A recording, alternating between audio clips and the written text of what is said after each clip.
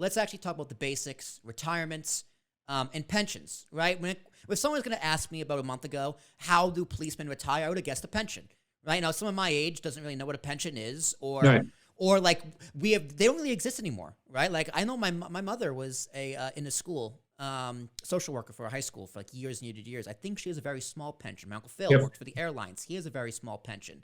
But I would have guessed the most common thing for a cop or a fire department's public service would have been a pension. So pension 101, what is the defined benefit pension for police officers?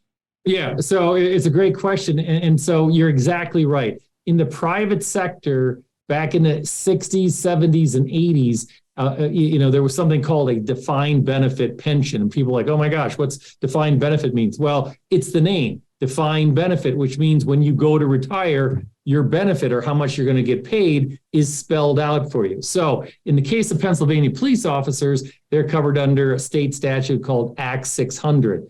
Act 600 says that if you reach age and years of service, and it may vary according to your local municipality, they may have an age 53 with 25 years of service. Usually the service is always 25 years, but every municipality in their collective bargaining agreement, the police are trying to get what the Pennsylvania state police have is age 50 and 25 years of service. Some municipalities have that, most of them don't, but they try to get age 50 and 25 years, but most commonly it's like age 55 and 25 years of service. So that means if you meet age and years of service, you get a defined benefit, which is 50% of your last 3 years salary. So if your last 3 years salary or your last 3 years W-2 income has been $100,000 a year as a police officer, you're going to get a $50,000 defined benefit plan for the rest of your life.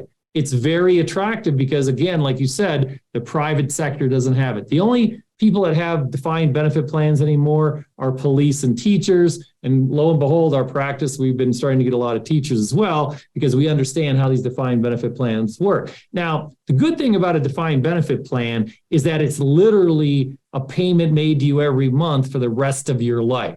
So if you're a 56-year-old police officer, you're going to get paid that $50,000, $60,000, $70,000 a year. Remember, again, it's 50% of your last 36 months of W-2. Yeah, let's pause right there, Chris, because I gotta explain that math to me. So let's just say, keep it simple numbers, right?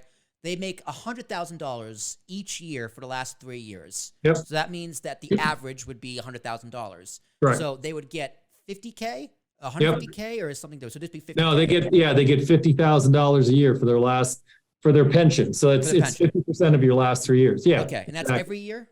Yep, they get that every year. It's until typically, they die.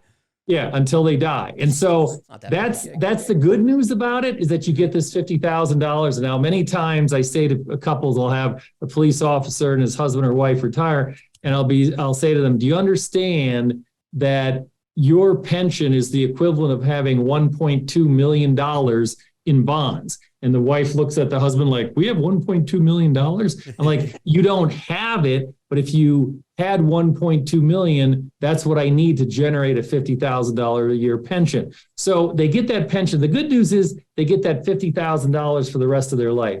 The bad news is we obviously have inflation. So if you retire at age 56 with a $50,000 a year pension, actuarially, you're probably going to live to 86. Now, I know some people say police officers die sooner. Yeah, maybe not. I mean, medicine is a lot better than it was 20 years ago. But the point being, you could be on a fixed or defined benefit pension for 30 years. And with inflation, that's going to eventually erode down your buying power. So defined benefit plans, defined benefit pensions are great. Don't get me wrong, but you got to do something in addition to that defined benefit pension in order to be able to retire reasonably.